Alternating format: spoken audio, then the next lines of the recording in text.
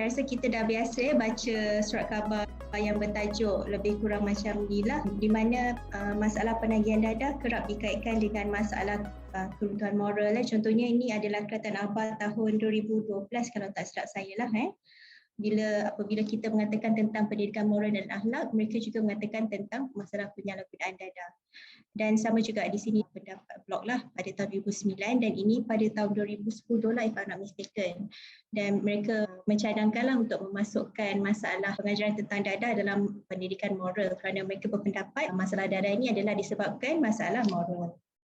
So it's not 100% salah lah, okay? Tapi walau bagaimanapun kita boleh nampak satu perubahan lah sejak tahun 2016 2016, 2020, 2019, okay?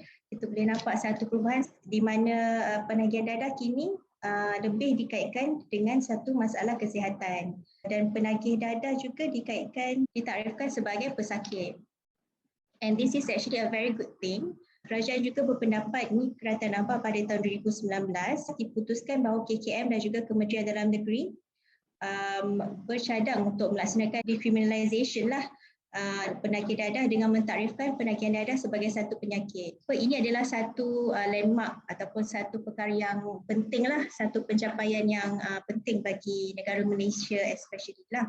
So kenapa saya kata macam ni? Jadi sebelum tu kita kena tahu tentang theory of addiction.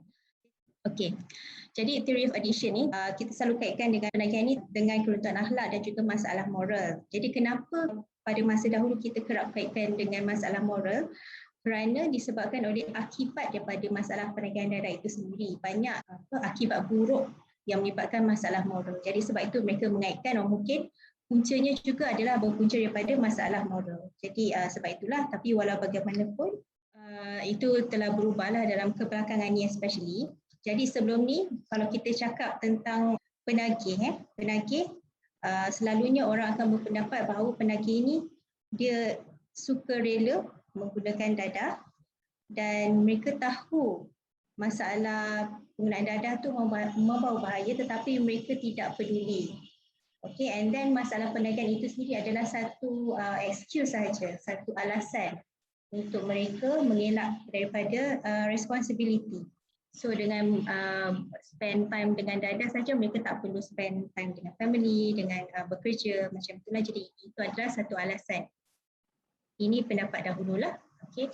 Jadi disebabkan teori dahulu ni, pendapat yang dahulu kala ni, jadi banyak law, peraturan-peraturan yang menghukum penagih-penagih dadah ini. Jadi sama ada kita kenakan penjara ataupun ada yang dikenakan hukuman yang lebih berat daripada itulah. Dan actually dah banyak kajian yang dijalankan, hukuman penjara ini, hukuman yang bertindak menghukum ini, dia berkesan pada masa itu, tapi actually lepas tu akan ada banyak relapse daripada mereka-mereka ini. Itulah menunjukkan actually hukuman yang menghukum ni tidaklah seefektif yang diharapkan. Okay? Jadi ini menyebabkan kita perlu memikirkan apakah options yang lain lah yang kita boleh offer pada penagih-penagih ataupun klien-klien ni. And then disebabkan kita beranggapan ini adalah masalah moral, jadi kurangnya penyelidikan, kurangnya sponsor untuk membuat penyelidikan dalam bidang medikal untuk kita melihat masalah penagihan ini daripada segi saintifik, daripada segi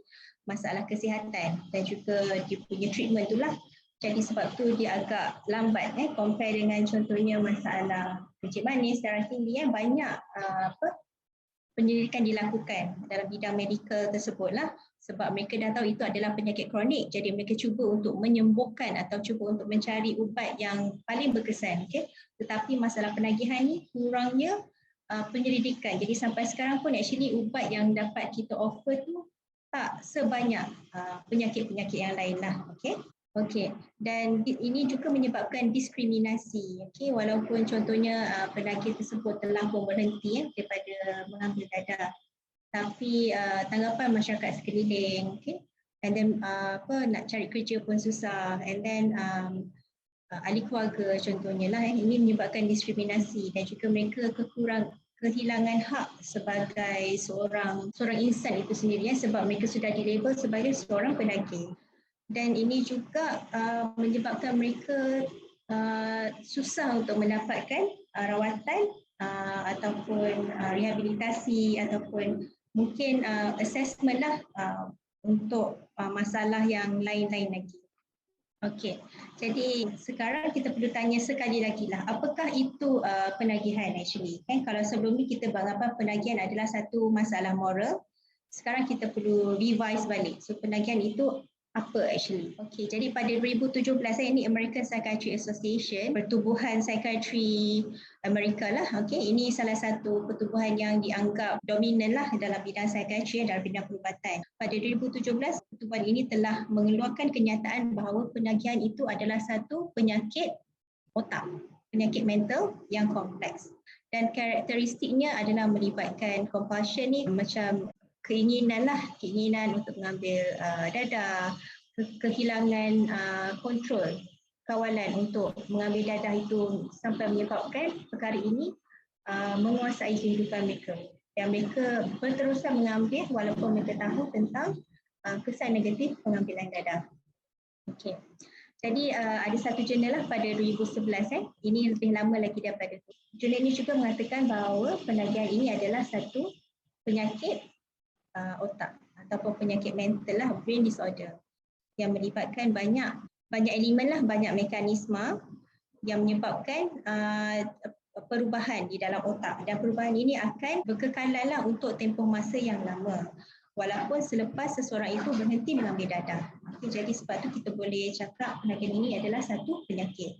Okey, pada 2011 American Society of Addiction ini khusus dalam bidang penagihan, pertubuhan tentang penagihan juga mengatakan ia adalah satu penyakit yang melibatkan brain circuit ni, maksudnya circuit di dalam otak lah, okey, dan menyebabkan masalah psikologi, masalah biologi, masalah sosial dan juga masalah spiritual.